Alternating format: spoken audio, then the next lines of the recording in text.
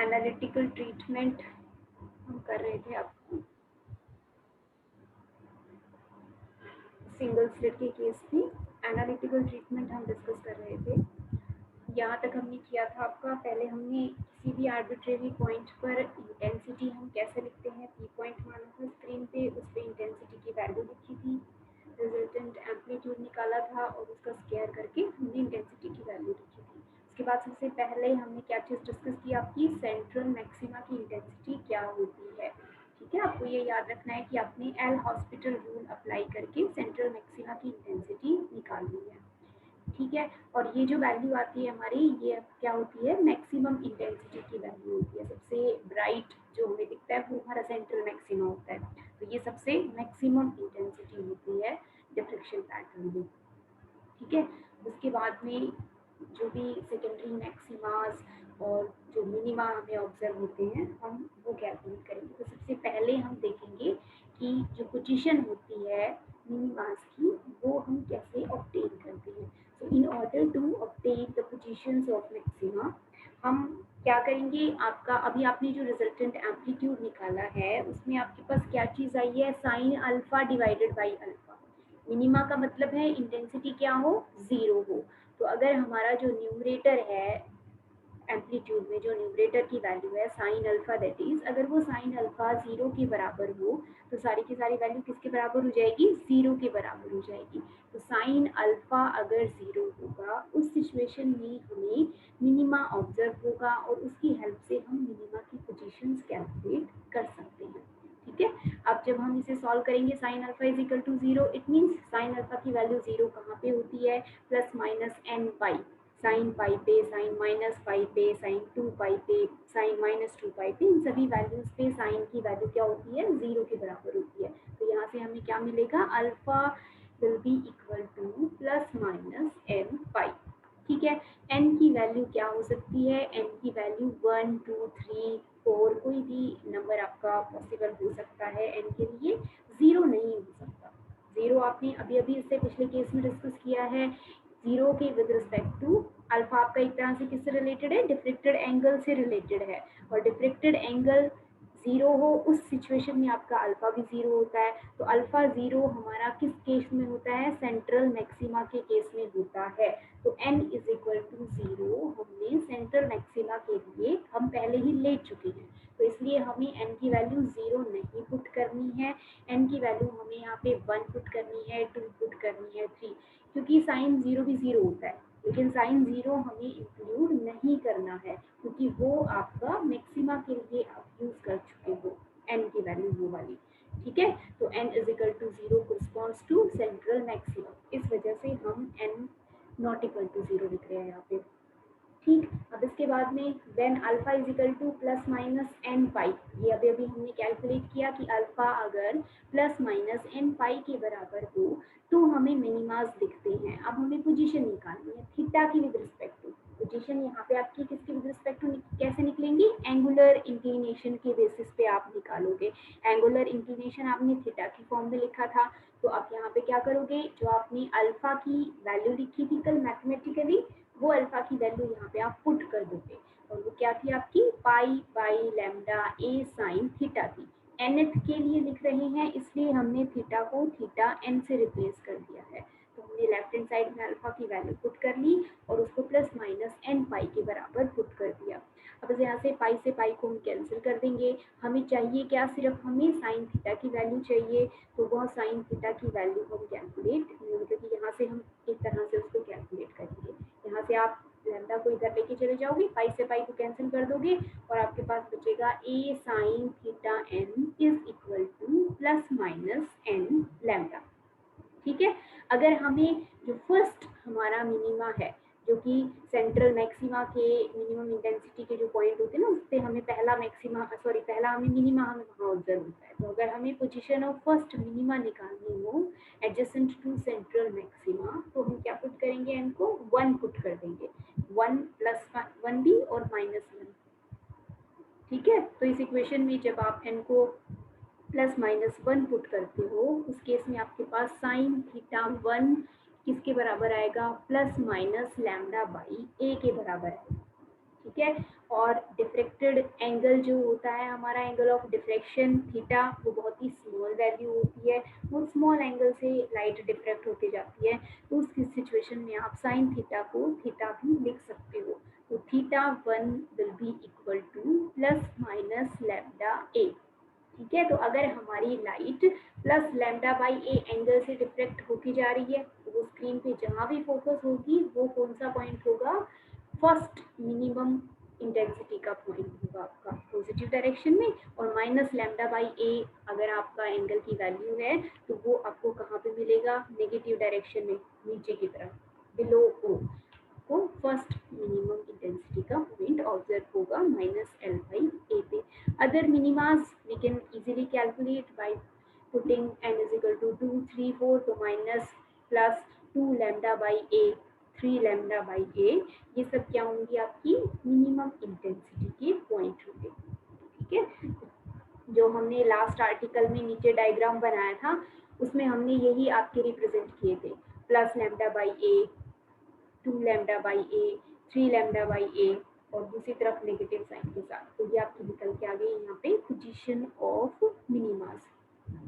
ठीक है, अब इसके बाद हमारे पास क्या चीज़ रहती है आपका इंटेंसिटी पैटर्न में, जो आपके सेकेंडरी मैक्सिमाज हैं उनकी वैल्यू कैलकुलेट करनी, इंटेंसिटी की वैल्यू कैलकुलेट करनी और उनकी जो पोजीशन होती है इन बिटवीन। अभी आपने जो मिनिमम इंटेंसिटी के पॉइंट्स देखे उनके बीच में ही आपको ऑब्जर्व होता है, लेकिन हम उसको मैथमेटिकली कैलकुलेट कैसे करेंगे, तो उसकी कैलकुलेशन करने के लिए या फिर पोजीशन ऑफ मैक्सिमास निकालने के लिए हमारा जो ये आपका इंटेंसिटी में था ये वाला factor sign square alpha divided by alpha square, इसको हम एक दूसरा फंक्शन हम मान के चल रहे हैं, जैसे आप फंक्शन f लिखते हो ना, f of x is equal to something, उसी तरह से हम यहाँ पे z ऑफ अल्फा लिख रहे हैं। तो function z is equal to sine square alpha divided by alpha square.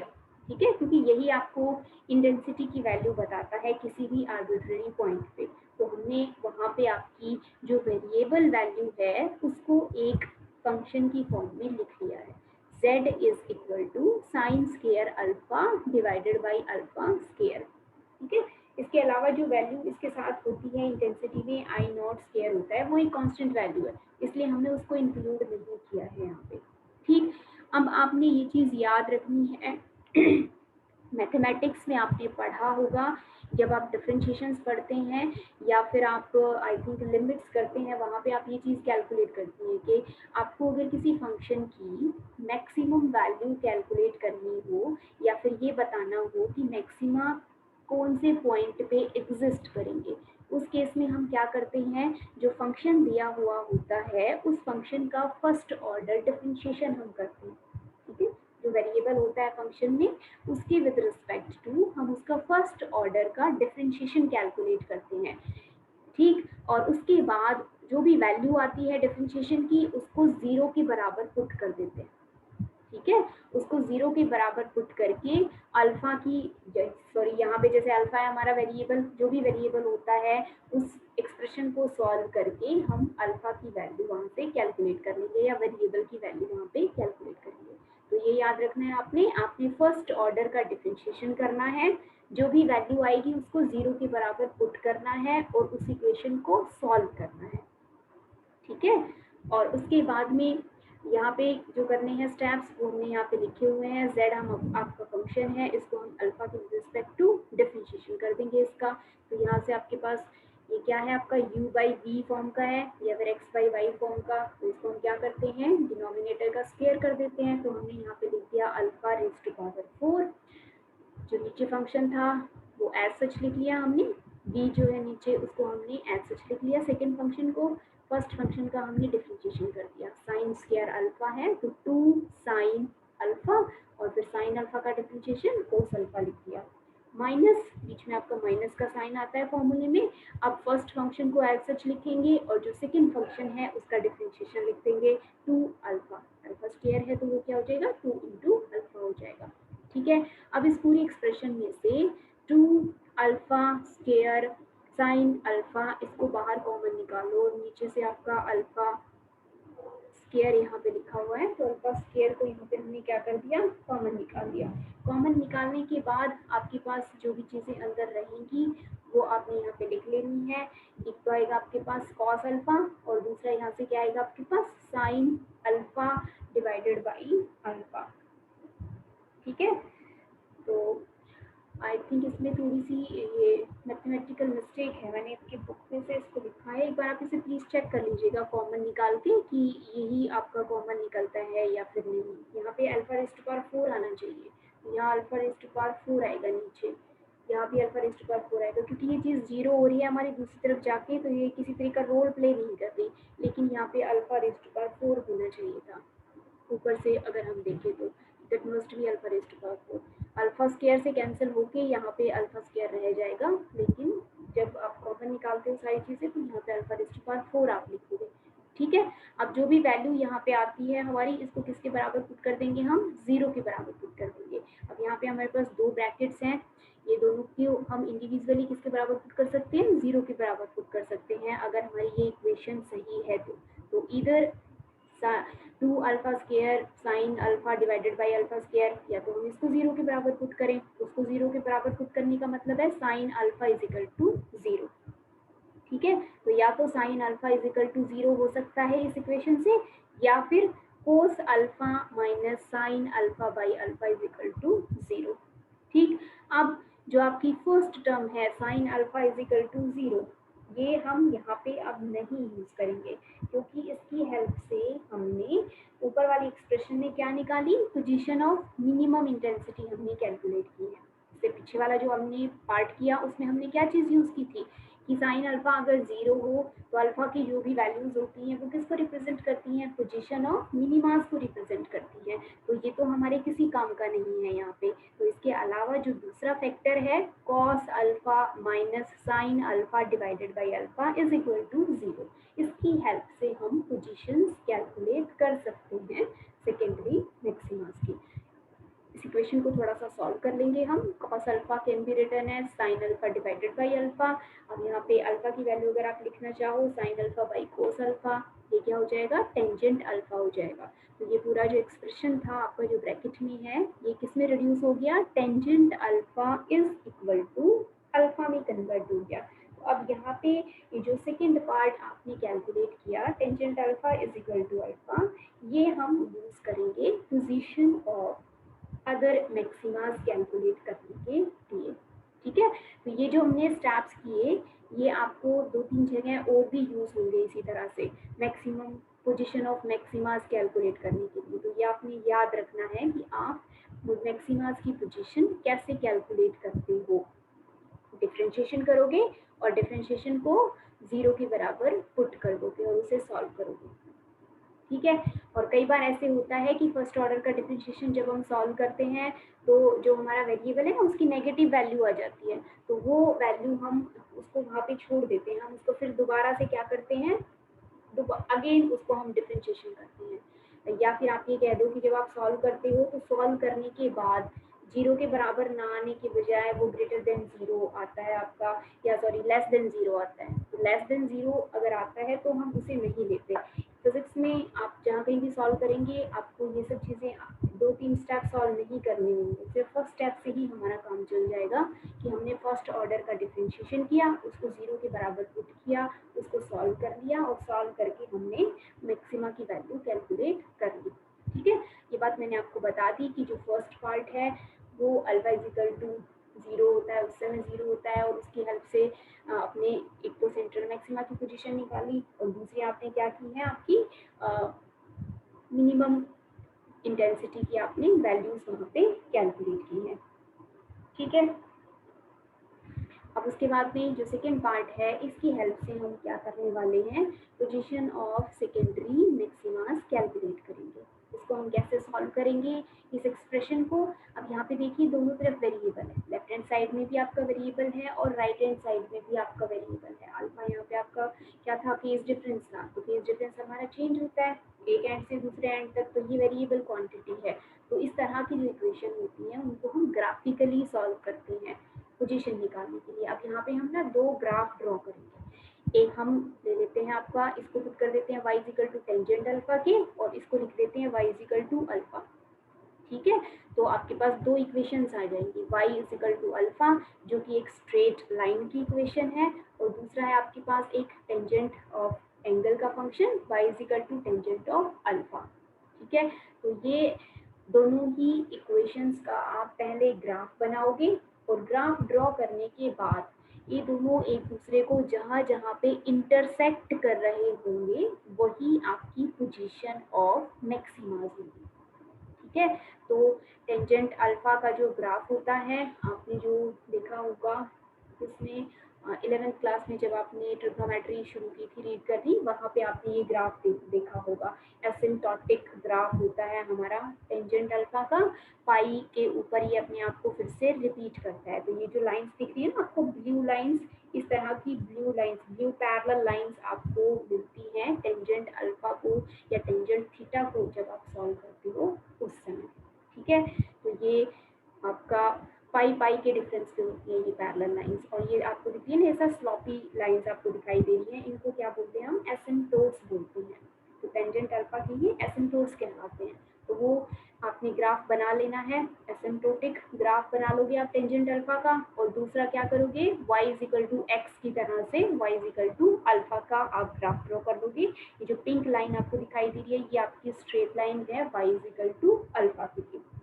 ठीक है, अब जो आपकी वैल्यू होती है इसको आप नॉर्मली कैसे याद रख सकते हो, टेंजेंट अल्फा हमारा पाई बाई 2 पे क्या होता है, 1 होती है उसकी वैल्यू, माइनस पाई बाई 2 पे भी क्या होती है, 1 होती है उसकी वैल्यू। तो पाई बाई 2 और pi by minus pi by 2 की लाइंस ड्रॉ करके उसके बीच में आपने इस तरह का ये सिमेट्रिक ग्राफ ड्रॉ कर लेना है। ये ओरिजिन कहलाएगा इसका, और ये आपका इस ओरिजिन के विद रिस्पेक्ट टू ऐसे सिमेट्रिक ग्राफ आपको बनाना है। उसी तरह से फिर पाई बाई 2 के बाद आप 3 pi by 2 minus 3 pi by 2 draw कर दोगे, और वहाँ पे भी फिर से आप पाई पे 0 होती है, पाई 0 होता है तो बीच में पाई ले लोगे, और फिर से इसी तरीके का उसके पैरेलल लाइंस ड्रॉ कर दोगे। ठीक है, ये 3 लाइंस ड्रॉ करने से ही हमारा काम चल जाएगा, ज़्यादा नहीं हमें ड्रॉ करनी है। और फिर क्या कर देंगे, हम एक स्ट्रेट लाइन बना देंगे y is equal to alpha को रिप्रेजेंट करने के लिए। अब देखिए ये कहाँ कहाँ पे क्रॉस कर रही हैं आपस में, ब्लू और पिंक लाइंस, तो यहाँ सेंटर में क्रॉस कर रही है। ठीक है, सेंटर पे मतलब कि जब अल्फा की वैल्यू क्या हो, 0 हो, और अल्फा की वैल्यू 0 के विद रिस्पेक्ट टू हमें क्या दिखता है, सेंट्रल मैक्सिमा दिखाई देता है। तो ये पॉइंट तो किसको रिप्रेजेंट कर रहा है, सेंट्रल मैक्सिमा की पोजीशन को रिप्रेजेंट कर रहा है।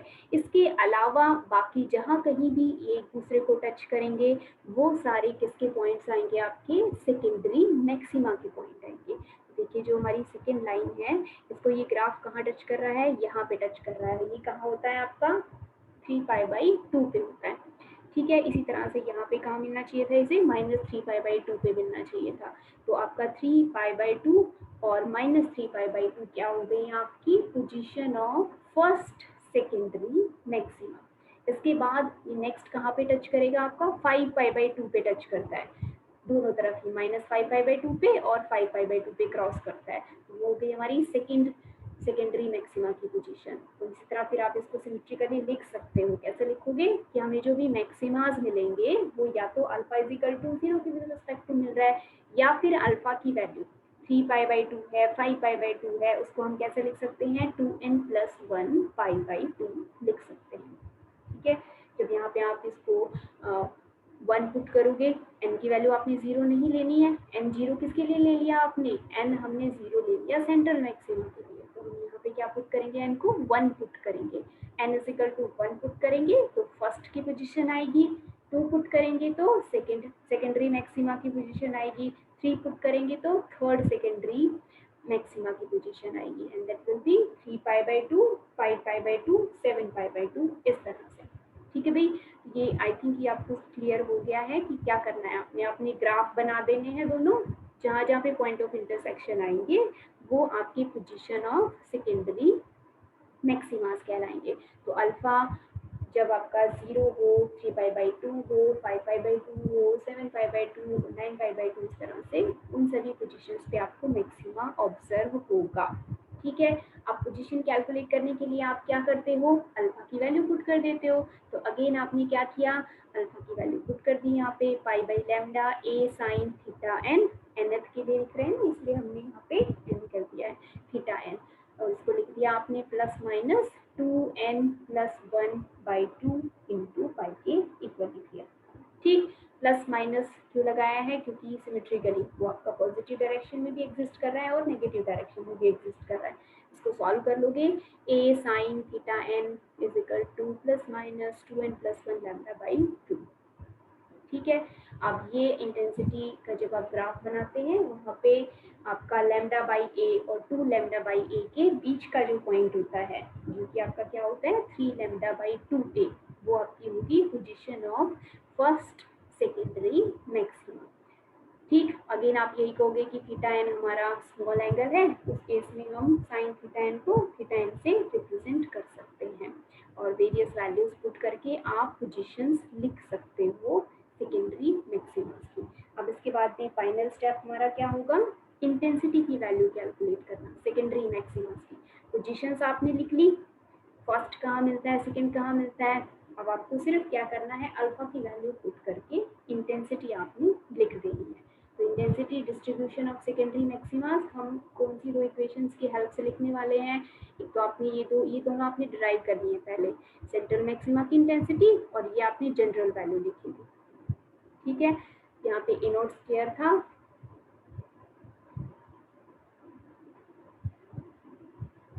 तो ये जो वैल्यू होती है आपकी इंटेंसिटी की, इस इक्वेशन को आप यहाँ पे यूज करोगे, I naught square sine square alpha divided by alpha square. तो इसमें अल्फा की वैल्यू पुट करके आप इंटेंसिटी की वैल्यू लिख लोगे। तो फर्स्ट ऑर्डर सेकेंडरी मैक्सिमा के लिए अल्फा को क्या पुट करेंगे, 3π/2 हम उसको पुट करेंगे, and that will be equal to sine square 3π/2 और नीचे 3π/2 का स्क्वायर। ये ऊपर वाला जो वैल्यू है ये तो 1 हो जाएगा आपका, क्योंकि π/2 पे 3π/2 पे वैल्यू 1 होती है, और नीचे जो आया है आपके पास 3π/2 9π² डिवाइडेड बाई 4, इसको हमने सॉल्व कर लेना है। पाई की वैल्यू पुट कर देंगे यहाँ पे 22/7 या फिर 3.14।